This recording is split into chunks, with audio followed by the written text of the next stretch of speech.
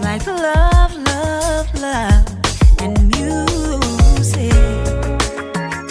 La la la, love, love, love, love, love, and music. Love,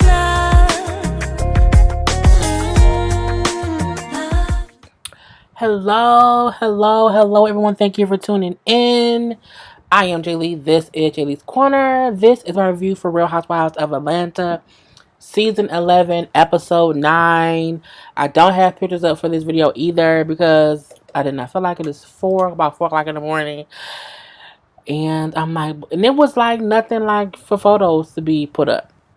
Because y'all know what the housewives look like. But, you know, other stuff I'll put some pictures up, but I don't have any for this one. If you have not done so already, please take a moment and subscribe to my channel to become a Jaybird. I love all my Jaybirds. Love you all, love you all, love you all. Do not forget to also like, comment, and share this video. And to hit the notification bell, follow me on IG and all that good stuff. My IG be popping, you know what I'm saying?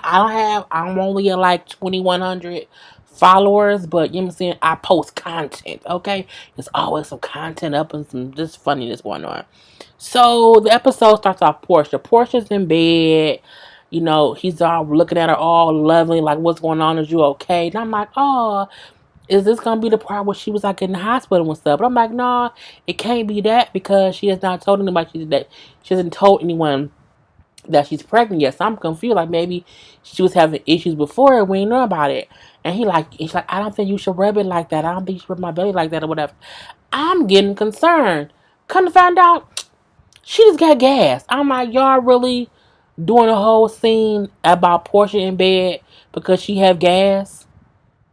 Are you serious? Like, the fuck? Okay.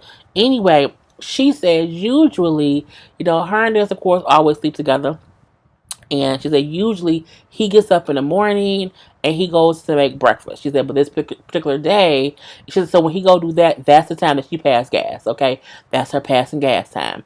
You know, she said this day he stayed in bed, was, you know, checking on emails, working or whatever in bed. So she said, I done have my farting time. But I'm like, Porsha, why didn't you get up out the bed and go to the bathroom? Like, I'm sure your house is big enough to where there's another area in your house you can get up and go and pass gas. Like, unless you letting out some manly, loud farts, if your farts ain't silent, like, girl, it's something wrong anyway. But, you know what I'm saying?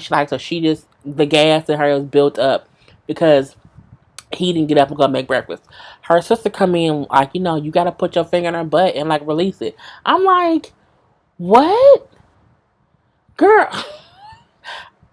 I was like, I don't know what, girl, it was just seeming too much for me. I'm like, but at the end of the day, every girl do know you are first dating guy. You don't want to pass gas. He said I've never seen her pass gas in front of me. Lauren say, well, that's why she got gas, because she been holding it in for months. I said, well, that's true too. But however, we do know as women that you don't want to pass gas, go number 2, or any of that stuff when he's anywhere in the vicinity, in the room. I remember not dating one dude. We did it for years though, but I would never go to the bathroom when he was home. Like he because he went to work earlier than I did. He would have to be at work at like 5, so he was gone, you know, early. The latest he had to be at work at was at 7, but he was always gone between like 5 o'clock or 6 o'clock. So when I got up at like 7, 8, 9, I could freely go past gas or freely go do number 2 in the bathroom or whatever. And one day he was home. And again, but he would also get up and like go get breakfast, or because he smoked weed, he would get up and go smoke weed outside because I didn't like weed around me. So he would like go outside and smoke weed, so I would have no time to go to the bathroom. This one day, I remember he went to get us some food, and he had left the house. I'm like, okay, I can go to the bathroom, and I went to the bathroom, and he came back because he like left his wallet. He came back, he like, babe, and I'm like, yeah.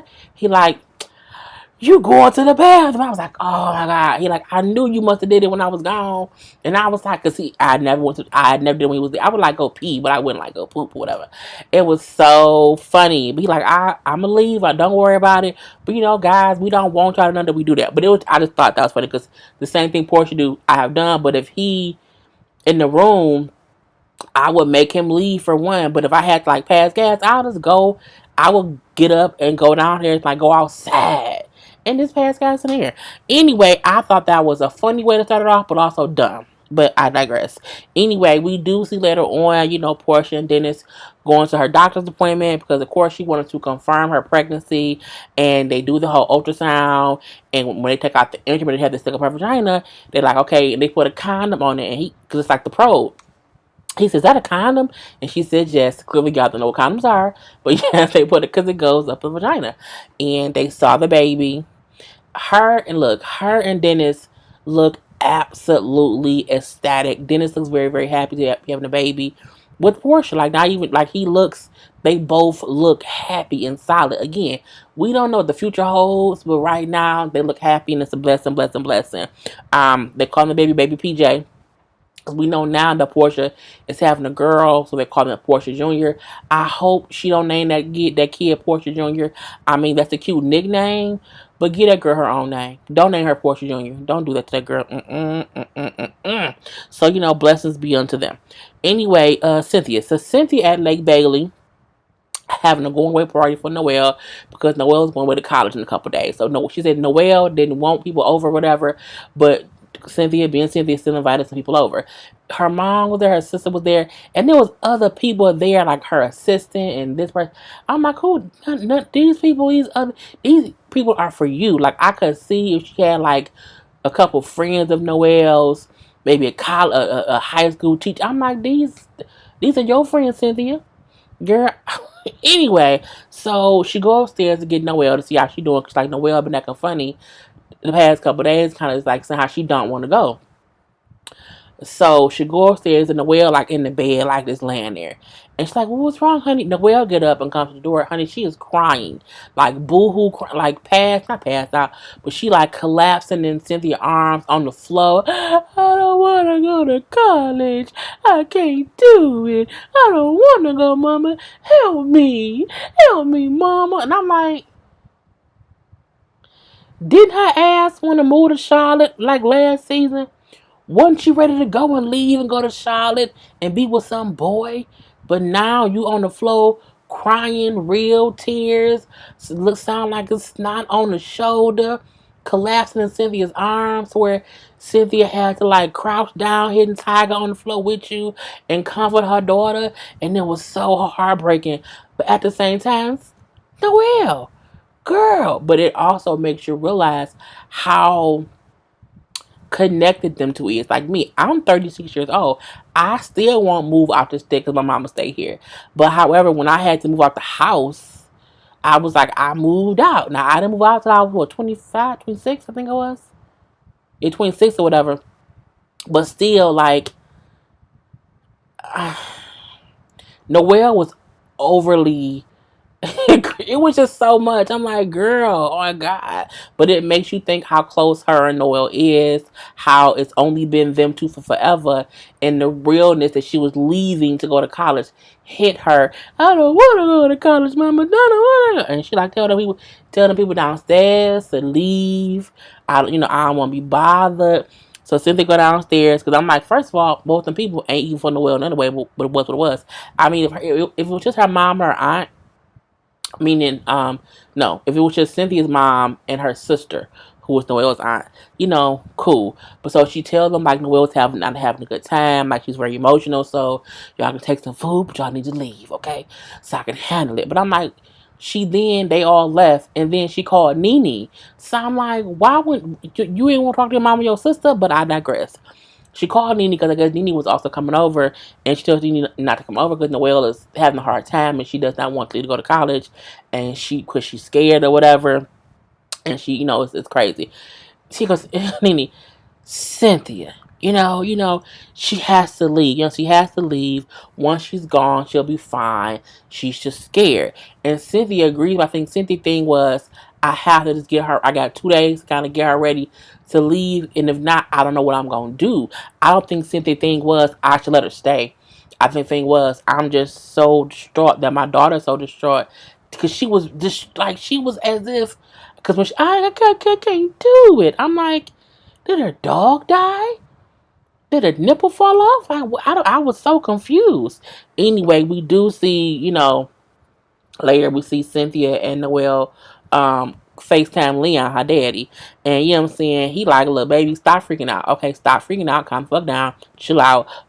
He says, stop trying to plan your college experience and just experience it first. He feel like Noel is tripping out and flipping out because she can't plan it. She's trying to figure out how it's gonna be before she get there, and he like, just stop doing that and get there and then live it. I'm like, that's the perfect thing to say to somebody. So that was that little thing. We seen one little short scene of Nene at her store swag, calling her son Brent, telling him, he was supposed to be there working and he ain't there because since he ain't going to college, he had to just do something.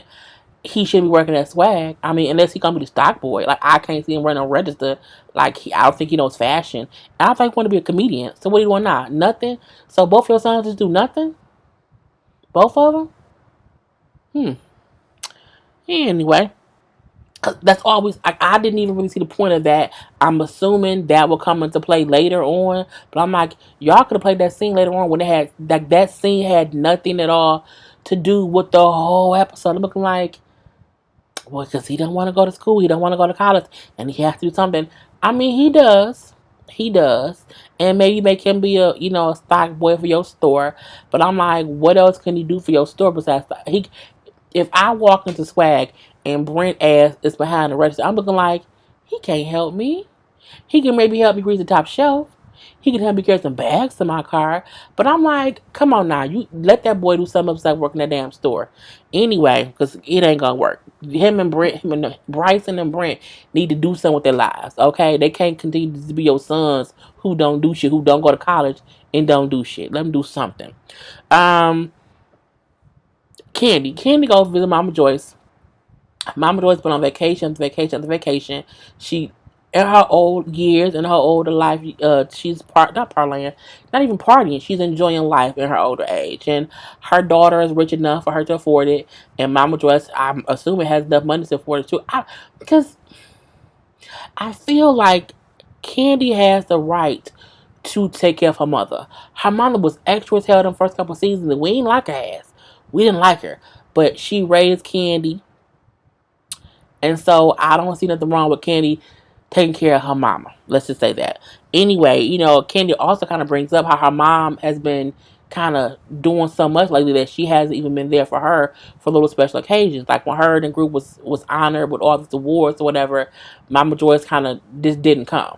Okay, so she mentions how that kind of, rubbed her the wrong way.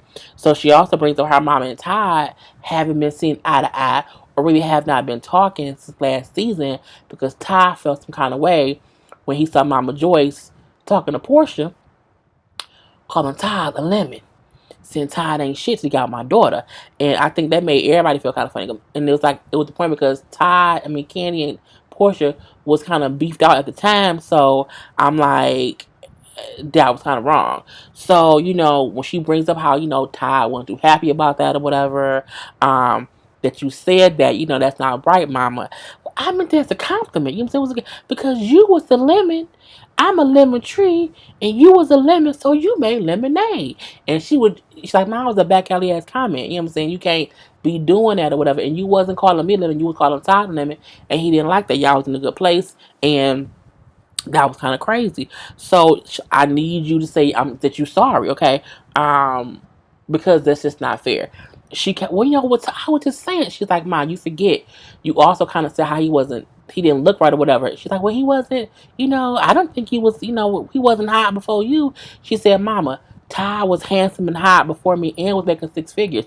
I just happened to make more money than him. Meaning if Ty was making 100 grand a year, if he was only making 100 grand, that don't mean he had nobody because Kandi making $1 million. You know what I'm saying? Like, I got exactly what Kandi meant.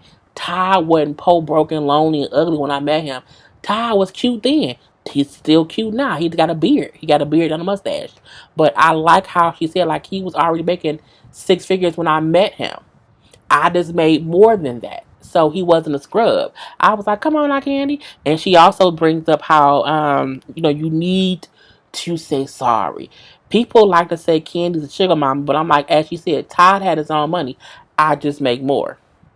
It is what it is. We do see her, Kandi, Mama Joyce, and Todd. She bring Mama Joyce to the new OLG to look around or whatever. And so Todd is there, whatever. And she can't my mama should recognize this was Todd's idea. Todd had the idea to have the restaurant called it OLG. Like, this is all Todd's idea. And we have three restaurants now that are very, very successful. She's like, say what you want, but he knows how to make money. And truth be told, Kandi has the right husband. Kandi has a man who understands she's busy, but also understands the work ethic, and he's able to help build with her. Todd ain't bit more than Candy's man arm Kandi or her, person she. Todd is also on Candy's level because he's business minded like her. He has ideas like her, and he has a work ethic like her. She has a great husband. And even though people think he's less than because he didn't make as much money as Kandi, but it don't matter. They help each other. Okay. Anyway, Mama Joyce tells Todd, I love you. Okay, I love you. Whatever. I didn't mean that comment as an insult. And she goes to the whole thing how I was calling Kandi a lemon and I'm a lemon tree and y'all both some lemons and y'all made all this bullshit, all this rigmarole. And Todd, like, okay, he laughing about it or whatever. But he does bring up how, I just don't want it to be an issue to where, like, sometimes you don't be around. And, for one, Kandi and Porsha wasn't cool then, so we didn't like that about it. And then you'll talk about me to Porsha, and now it's kind of different. And I don't want you to not come around because you feel some kind of way about me. She said, no, it ain't that at all. I love you. I want you and Kandi to be married forever. Y'all have a great life. Y'all are, good. Like she said, I see that y'all are supposed to be together, and I'm happy about that now. He says, I just don't want it to be a thing to where, he said, and I love what he did. He spoke up for his wife. He said, sometimes Kandi feels some kind of way when you don't make it to big milestones in her life. And I don't want you to ever not be there for Kandi based on me. I said, now that's a husband. Meaning, I'm not scared of your mama to bring up to her how she's hurting you. And I don't want her to hurt you because you're trying to hurt me. I said, come on now, Todd. Come on now, Todd. That's what it was. And she says, no, that's not it at all. I didn't, it wasn't like that or whatever. Because he brought up how she would like miss flights or cancel flights and just not come. So it was all squashed. They all made up and they all good in the hood right now. So that was cool, cool, cool. We do see Shamea meet with her mom, and also Ronnie was there for a little minute, but Ronnie had to leave because he and the guy had a show. I think it's in the making, Georgia. He would leave to go to a show. You know what I'm saying? To be BVD, all that stuff. Anyway, she brings up how her mom is an OBGYN assistant, but she was still a snatch a wig. I said, oh, so mama is, fancy, but a beat a bitch ass. Cool, cool, cool. So, the mama know how Marlo called her a bitch. Who's the girl who called me a bitch? Because I'll get with her. I said, come on now, mama. Okay, it wasn't that serious. Now, I mean, she called you a bitch. But she didn't say, like, your mom's a bitch. Like, I know your mom and your mom was a bitch. She just, it was a fight between of the words. You know what I'm saying? It still wasn't right. But I'm like, it wasn't like, you're like, I know your mom and that mom's a bitch. So, but it showed how Shamari told her mama what Marlo said. But whatever. She brings up how her mom and dad were like together, whatever. She has two siblings, so it's three kids. And when the mom and dad split up, how the mom then had to work a lot of hours. She was gone a lot or whatever.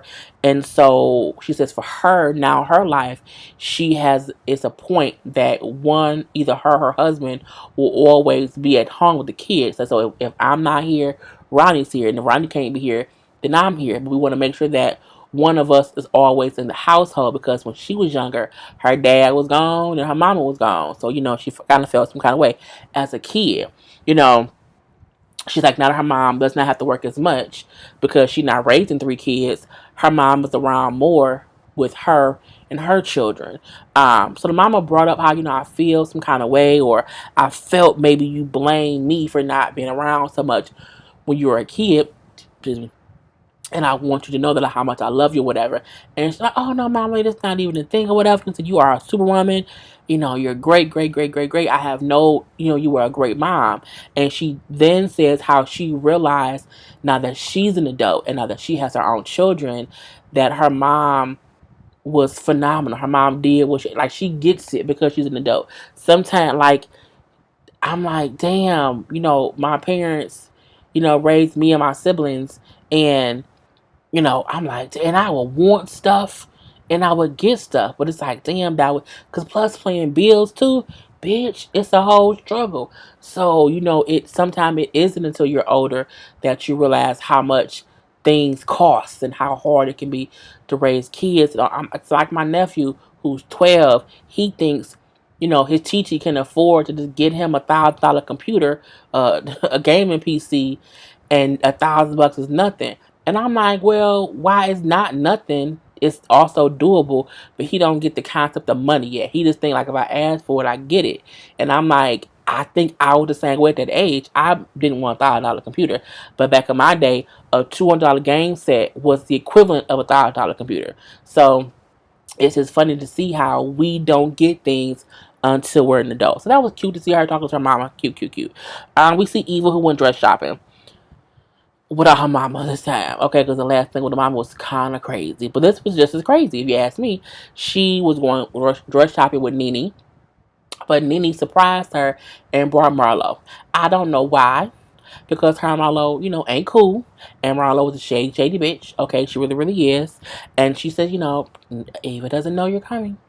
But your fashion, so I wanted to bring you. And I'm like, you could have brought anybody. You brought Marlo, but I guess they're trying to force feed us Marlo, and we're just having to suck it up.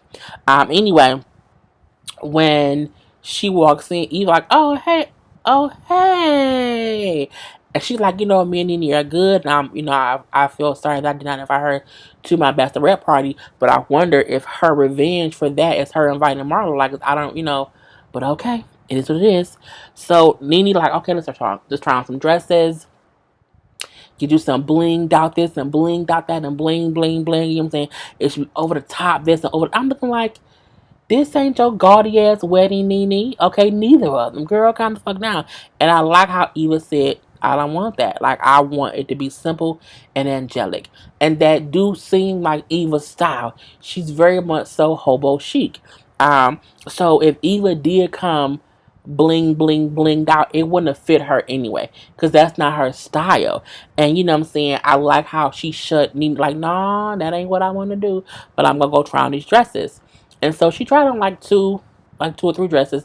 The first one was cute. Marla gonna say, it's like a prom dress. She said, what kind of prom you going to? Like, and I'm like, it wasn't a prom dress. It's because it was a high-low dress. So it was long in the back and the front came like right above the knee. It was a different kind of cute dress. Okay, the second one was cute. But Marlo said, what did she say? She said something dumb about it or whatever. And you know what I'm saying? Marlo then said, well, I have like one suggestion. You should lose 10 pounds. Nene instantly, bitch, what? With your thick ass hips, I'm saying, your wide ass hips. I said, oh, wide ass hips, oh. But I like how she went in friendly, like, but in on Marlo kind of trying to come for Eva's weight. Eva not fat at all. She's thicker than she used to be because she had a baby. So I'm like, what's going on? Eva like, yeah, whatever, because I just had a baby yesterday. Well, 13 weeks ago. Marla gonna say, well, honey, that's not yesterday. That's 13 weeks ago. I said, but still, people in these unconceived, stupid ass notions that, having a baby, a body bounce back. It don't. And it may take someone longer to bounce back. But Eva still looks great for having a baby, 3 months ago. Girl, bye. Anyway, so we see that. So we didn't see her pick a dress. But, we seen her wedding picture, so it was what it was. We do see Cynthia is now in D.C. with Noel to get her moved into the dorm. She's at Howard University. Her roommate who was supposed to come, it fell through. So right now, Noel has a room by herself. But I'm like, it can change at any moment. I do believe that if people come later, they can get your roommate, like, mid-season. I'm just assuming. Anyway, but she's like, for right now, we want to get Noel's room all set up so she's comfortable to be here by herself. So I'm trying to make her room like this great for her, whatever, just so that, she'll be okay with me not being here. She brings up how because, Noel's only child, she's used to being alone too, but she feels like her being in college will help her grow. That's the reason why she was crying so much about leaving. Because, anyway. So we do see that whole thing. Then it switch over to Nene and Greg. Nene and Greg having the kids over. But she said how Greg had to open the kids before they got married. But he only had 3 kids come over. I do think he has more kids, but I'm like, all the kids must not have came. It was Brent was there. Was Brent there? Yeah, Brent, Bryson, whatever his name is. And then like 3 of Greg's older children. Like 2 of his kids is in their 40s. Okay. And then 1 is in their 30s. So, Greg has some older kids. And I was like, hey, I can talk to some of Greg's kids. Anyway, so that is having a conversation with him, because Greg's like, yes, I was diagnosed with cancer, with colon cancer, but I am cancer free. They did the whole surgery to get all the cancer out or whatever. They cut it all out. He says, so by the grace of God, in the name of Jesus, I have been healed. I said, that's absolutely true. However, what about them cancerous cells they talked about? So Nene then said, yes, that's true, but there were some cancer cells that got through, that popped up on the test. But Greg has decided he does not want to do chemo right now. So we're going to, it is, because it doesn't mean he has cancer, but does mean the cancer can come back. Okay. So there's Bryson, who was, Nene's oldest son, who's not biologically Greg, but that's still Greg's son. Because Greg brought up how, it's a whole test you can have done that he did not have done, where you, bend over, they put, whatever in your butt. And so Bryce say, I ain't doing that. Like, I don't want to have that done. And he's like, no, you need to. You can't be, feeling that way. Greg then says, I'm the result of not getting tested. Like, I can now speak to the kids and younger people who I can say, this is what happens when you don't get that test. I think men don't want that test done because who wants to put a finger in it? But he brought up how, like, it's not painful or whatever. It's not this or it's not that, but it's something that men need to have done.